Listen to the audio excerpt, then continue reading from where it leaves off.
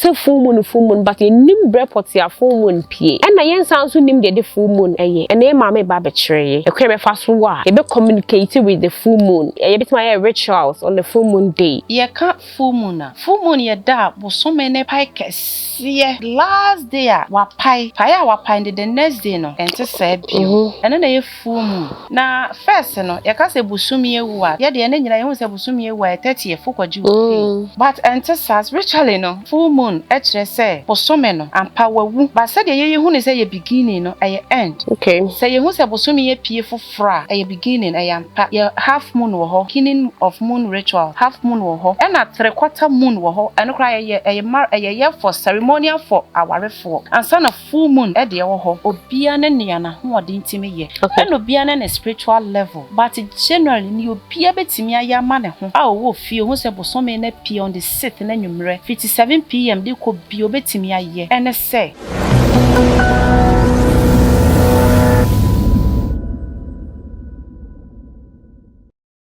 and neso so ye da for trade ampon e de adome me say na wo idea of ye nim full moon and ado wonu so nim ena yate se full moon but ye nim report ya full moon pie ena yen sound so nim the full moon eye and e ma me ba be kire e kwe be fa so wa ye ni e be communicate with the full moon bit my rituals on the full moon day nti na e ma me de be go deep actually enema enisu mommy akwaba ye nuama men that's it mommy me say ye nyina ya idea of a full moon yateda say full moon ye be wait make say bosome apam say bosome be so ana bosome oho ye nkra no na epie sa no ehan ne dwa na ye pie ya betena sabonti na ye de agetim besua de kra wa bonti na mommy ati say ye de ye adwuma huhu ane ye adwuma ye de ye kwan be so okay abreni don bia no ye de bibi kakra bi kra beto ho am ya dade ye hwe mesre wo se ye ka full moon ye da bosome ne pai kese last day wa pai wa pai the next day no ente say bio ene na ye full moon na first no ye ka se bosumi ewu a ye de ene nyina ye hu se bosumi ewu a 30 fokwaji but ente sas ritually no full moon e kire say bosome no ampa wawu ba se de ye hu ne say ye beginning no ye end okay say ye hu se bosome ye pie fofra ye beginning ye ampa ye half moon wo ho beginning of moon rituals half moon wo ho and 3/4 moon wo ho eno kra ye for ceremonial for awarefo and son of full moon e de wo ho last month December na full moon rituals 2022 December na full moon rituals na ye on the 7th okay on the 7th December no December ye wo mu enti 2023 January 6th January full moon no ebeye on the 6th na on the 6th full moon no January on the 6th no full moon day na ye obi bebusa yetimi ye niam bebre obia ne nea na ho ode ntimi ye and obia na spiritual level but generally ni obia betimi aya ma ne ho a wo fie ho se bosome na pie on the 6th na nwumre 57 pm de ko bi obetimi aye ene say one unya fruit different types of fruit enkra acid eye unya hodo ba ye miensa eye obe pensuo wo glass mu o ma na nye half obe ma na ye full na wape honey agu tray so ebia unya sauce aketo ebia na unya honey atreba ako na wo de egu so na wa set ne said ya okoye offering okay enti ebia banana kakra mango kakra na wape grapes kakra wa set it sa fruit no e wo one place na wape nsuo glass ma na wo de esi mfimfin na honey no nso what the good tray so and answer so saketwa so ni nyina should be adia odi gusu no should be very beautiful na eno so what the si nchen odoma nko yankopon ya adom na bosome ne paipe wodan mu na wa opagya nsuo ne ba abonte on se odoma nko adima dansie ni nsuo ni water is life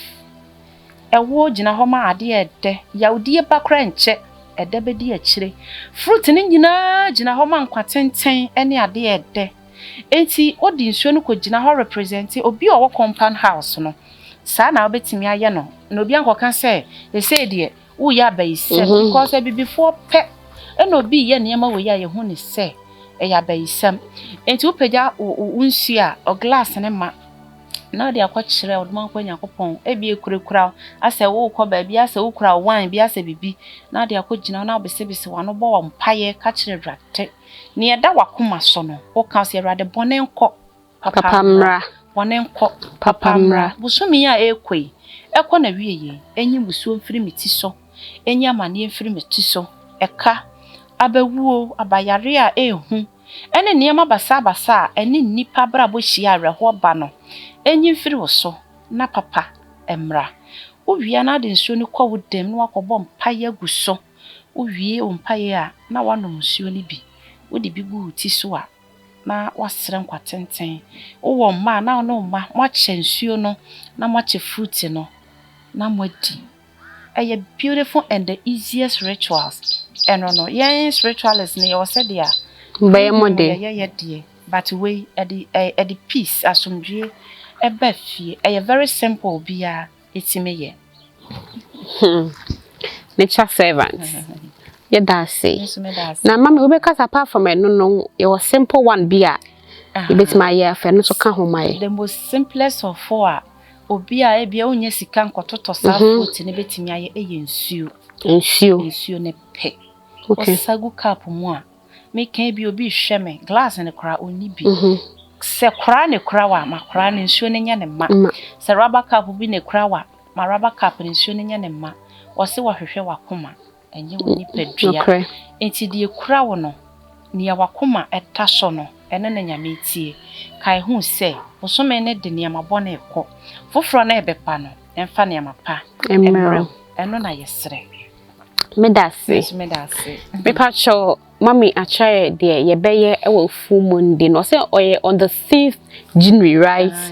2023 day no nti me pacho obi amo modern say obe practice bi na wo practice so na de gidie